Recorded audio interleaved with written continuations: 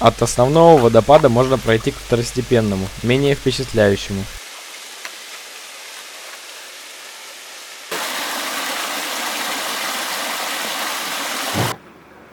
Мы узнали, что в Медвежьегорске снимали советский фильм «Любовь и голуби». Мы решили проверить этот факт, нашли дом с голубятней и поснимали для вас это место. Мишань, ну что, разыграем сценку из фильма? Разыграем сценку из фильма «Любовь и голуби». Давай. Че, я кем голуби? Ну, Василием будешь, кем ты. А также взяли небольшое интервью у нынешних хозяев дома. Все как по фильму сын старался сделать, как в фильме. И краску подбирал, как в фильме. Да и буквально все вот эту пристроил. Это же веранда у него не совмещается с домом. Она отдельно уже пристроена. Все по просьбам трудящихся все сделано. Потом крылечко попросили, потом попросили вот эту площадку сделать. А вы хозяева еще тогда были или как-то... Нет. В 2009 году мы приобрели. Приобрели этот дом. В 2009 А году. какой-то интерес к нему был специально? Нет, просто нет, случайно, да? Мы тут все рядышком, через дорогу сын старший живет. Интереса никакого не было, ни у местных властей, ни республиканских, вообще ни у кого. И туристов не было. Ну тогда еще, да, я вот первый отчет, по-моему, в 2007 году я нашел в интернете, появился, да. Журналисты не ездили, никто. Вот до 2014 года мы строили вот баньку, Жене помогали делать, дом помогали делать. А потом уже вот в 2014 году поехали потихонечку люди. А голубятня-то та же? Нет, ничего, Тоже другая, ни единой ничего. досочки не осталось. А улицу что у вас? Улучшают дорогу, видимо, да, дорожники? Видите, уже сколько почвы снято. Вот тут еще сказали, еще 70 сантиметров, чтобы не было такой крутизны горы. Срезают, Видимо, с тем, ясно. чтобы, воды там много мчится. Воды это просто смывает все. И они делают так, что даже будут поребрики по асфальту, будут тротуары, чтобы люди могли... Ну, все по стандарту. Огромные деньги. Ну, вот тут заросло, а раньше тоже так же. Я вот по фильму не помню, тут лысо было, да? То есть там река прям видна была, да, получается? Вот тут. Да. Вот это все было голенько. И вот когда снимают сцену, по утру-то они сидят здесь, а там туман якобы над рекой. И вот они зажигают там дымовую шашку, и вот этот дым идет по реке. А тут еще островок у нас. И вот он закрывает этот, дымом закрывает этот островок. Я ей говорю, Санюшка, Аля, бля, Митюнюшка.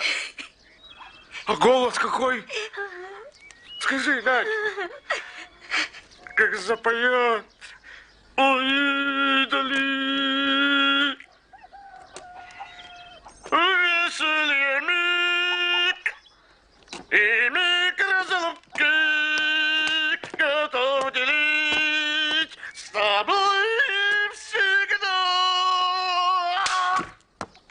А сейчас к реке можно спуститься? Можно, конечно, но тут сложно. Вот чуток подальше пройдите, там красивая полянка, и слева будут по камням журчать, это наша речка, где они белье полоскают. Понятно. Вот тоже все заросло. Мы спросили, вы снимете вот эти мелкие деревата, а то люди спрашивают, где же речка-то? Ну да. Вот. Они сказали, у нас денег нет. Понятно. Не знаю.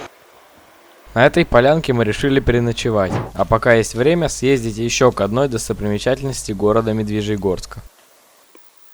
В районе Медвежьегорска есть финский укрепрайон, оборонительные укрепления. Здесь заново. Давай. Я думал, что здесь так и не придумал. Я очень люблю подземные всякие вот такие места, спелеологии, спелестологии, поэтому надо обязательно прогуляться.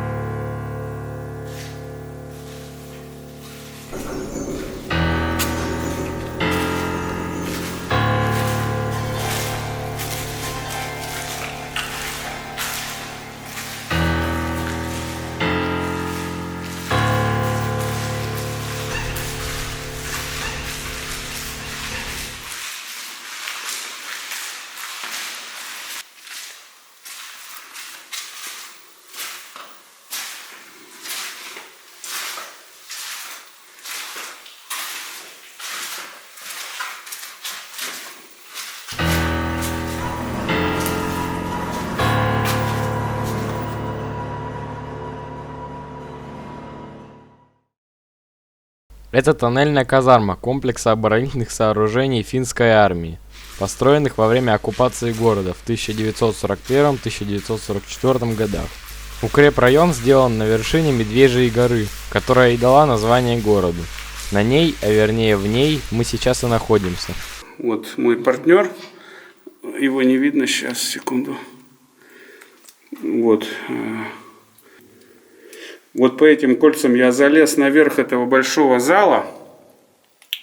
И тут мы видим, что финны вообще делали все очень мощно. Они в скале гранитной прорубили вот этот, большой зал, провал так называемый, пещеру, как ее назвать.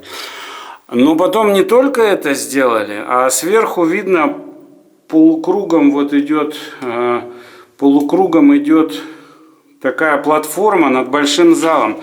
То есть это они залили еще бетонные кольца, чтобы сама пещера, поскольку она содержит все равно влагу и все прочее, она не разрушала зал. А что они тут хранили, я даже не знаю. Но это оборонительное укрепление, наверное, какие-то снаряды. Там идут вверх лозы. С лозов, видимо, они производили обстрелы, я так понимаю. Мы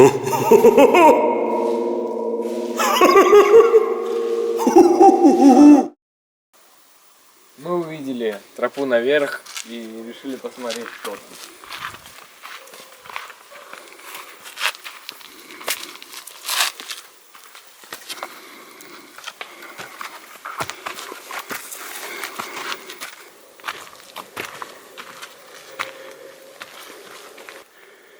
Тут мы обнаружили, что ДОТ, Который был сверху, камень лежит, и он был весь замылен землей, так что его вообще не видно. финны очень хорошо маскировались, как мы видим.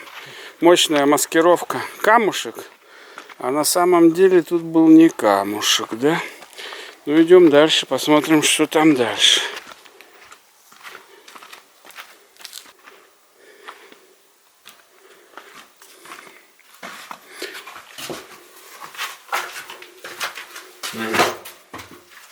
Точно, да? Да.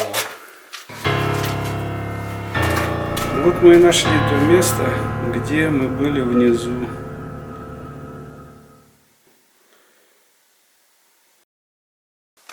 Что, Миша, финны производят? В принципе. Лес. Ну, лес, Бумагу. да, бумага у них лучшая. Я еще знаю, что у них краска лучшая. Значит, у них что еще было лучше? Оборонительные укрепления были лучше. Вот что у них было лучше.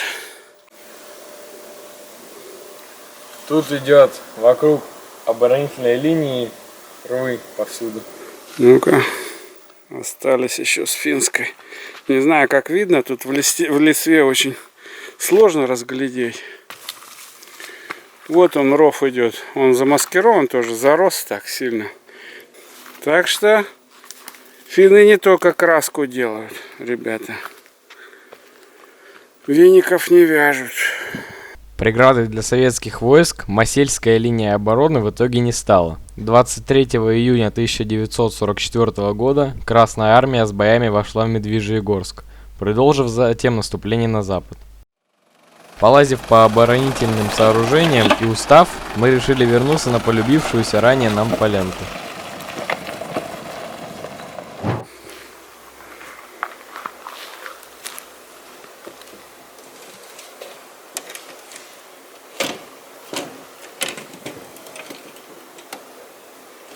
Разместились на отличной полянке сосновой. Сосны большие, старые. А место это известно тем, что тут снимали «Любовь и голуби». Дом находится буквально метров 100, наверное, не больше, может быть 150. Вот река течет в 20 метрах, там 30.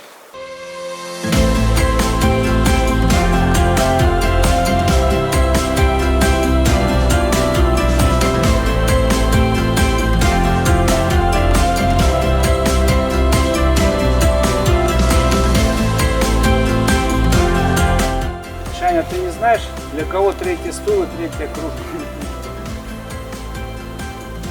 Ну, если Медведя. кто-то придет, то сообразим на троих, да? Да, Медвежьегорск. А, Медвежьегорск. Медведево. точно. Ну, придут. На эту поляну, может, и придет. Можно посадить будет.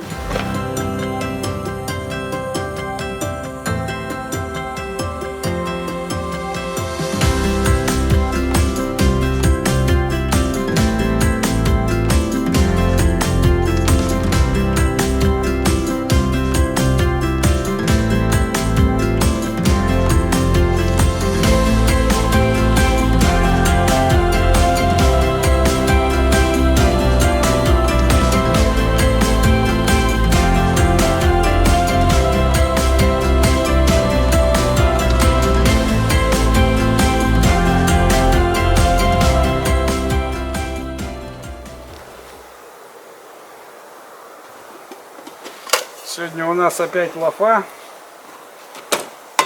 Моемся, стираемся, речка рядом. Балдеж. Обычно все гораздо хуже. Хотя в последнее время в Карелии, Миша, вообще, по-моему, одни реки нас преследуют, да? Мы, по-моему, каждый день с водой ночуем. Так что, Миша, ты хочешь рассказать про Гирвас на камеру? Блин, расскажи. Тебя мало, понимаешь, тебя мало. Меня говорят мало, поэтому расскажу я. Приехали мы на вулкан застывший, Гирвас называется. А там появился Остап Бендер, который продает билеты в провал. Я, зная о том, что увидел там, что этот Бендер сидит там, запарковал машину в другом месте и пошел на водопад, который принадлежит, как мне кажется, всем гражданам России. А в Карелии, оказывается, это не так. Дело не в 150 рублях, которые я должен был заплатить. Или 200, сколько там, Миша? 200? Да, 200 нужно было. Дело в том, что я их принципиально не хочу платить. За провал платить я деньги не хочу.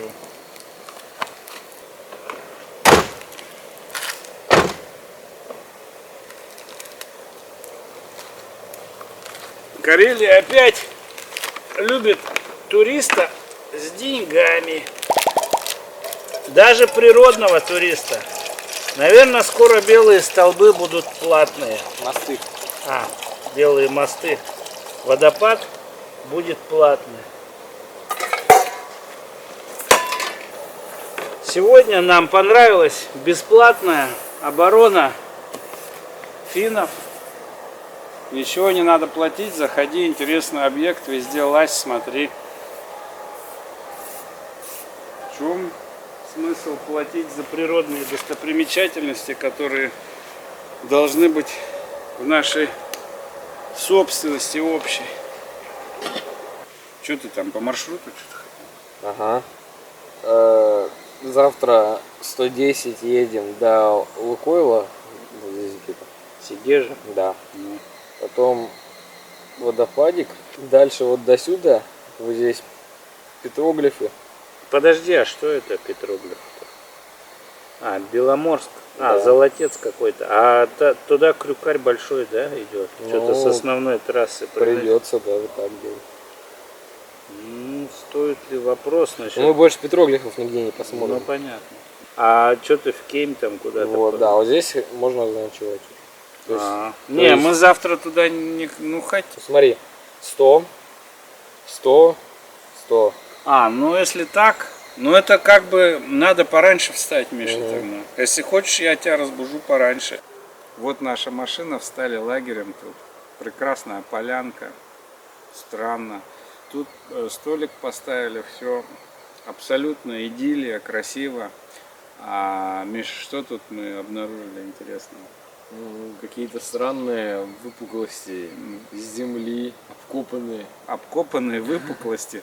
Ну, на могилу-то, конечно, не похоже. Вот вы можете их видеть на заднем фоне. Сейчас мы поближе покажем. Но тут есть еще их поодиночке даже они. Что это за, блин, выкопуши?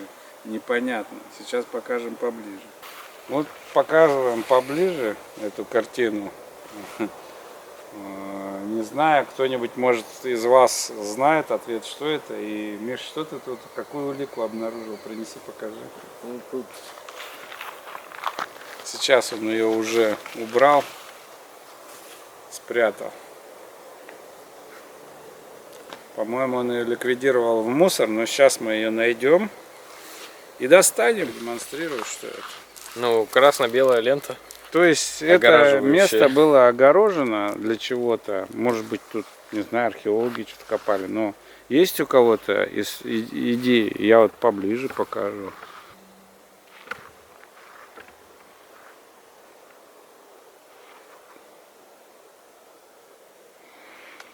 А также есть еще отдельные элементы. Вот раз.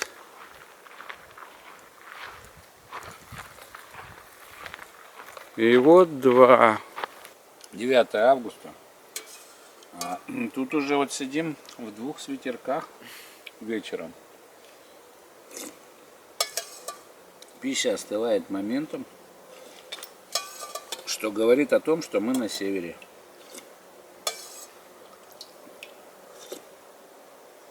Но днем все еще жарко, хотя солнце так сильно не печет. А если бы солнца не было, то было бы очень холодно, я скажу. Но то, что солнце нам везет уже какой день, и вот прям холод почувствовался, наверное, с Карел, да, этих, Приозерска. Прям явно так.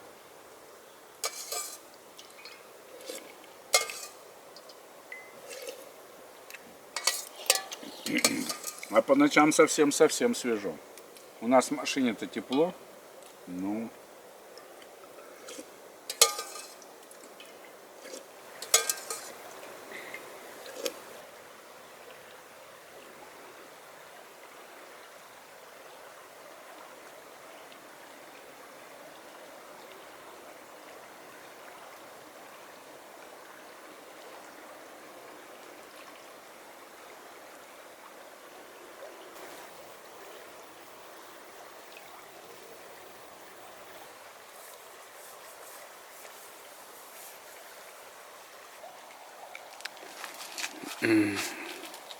Когда я покушал, проходит минут 30, как видите, по темноте кадра.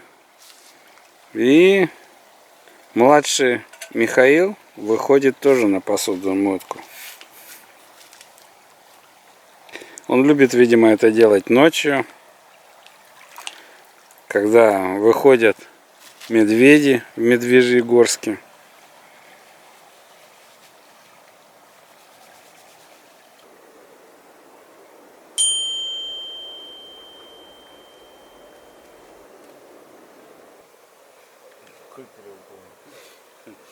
Абсолютно честно все снимаю на камеру, от и до. Все кадры, все дубли вы видите первыми.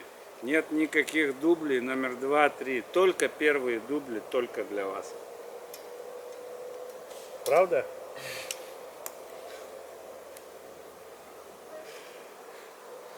Мой партнер подтверждает. Молчание, знак согласия.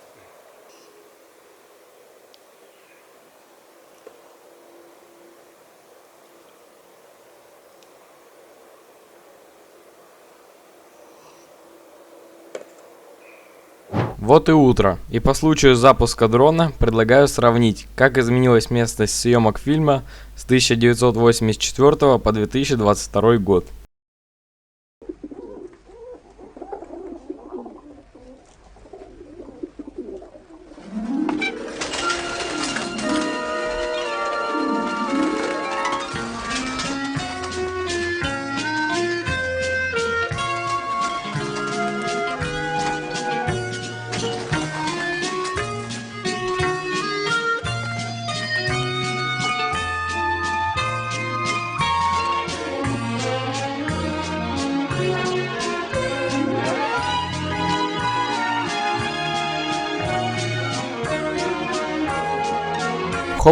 Вот тут приостановим и посмотрим повнимательнее.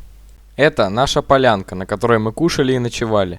Сюда мы ходили мыть посуду, а вот эти два острова очень сильно заросли. Их прямо не узнать, особенно вон тот дальний. Кажется, что это просто берег реки.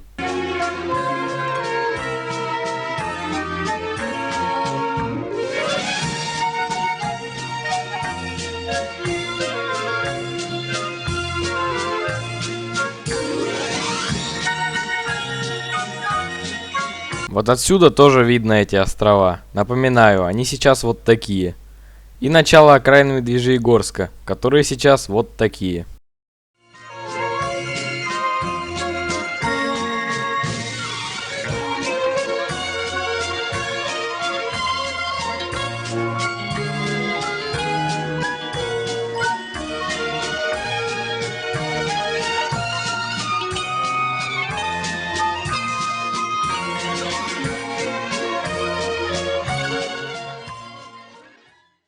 Мы искупались, помылись и покинули нашу полянку, в последний раз посмотрев на легендарные места.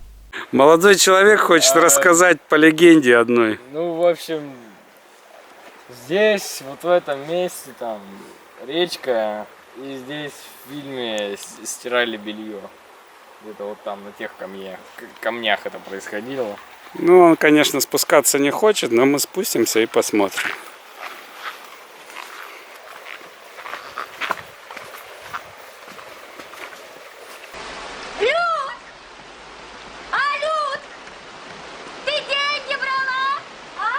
О, хватилась Надюха-то.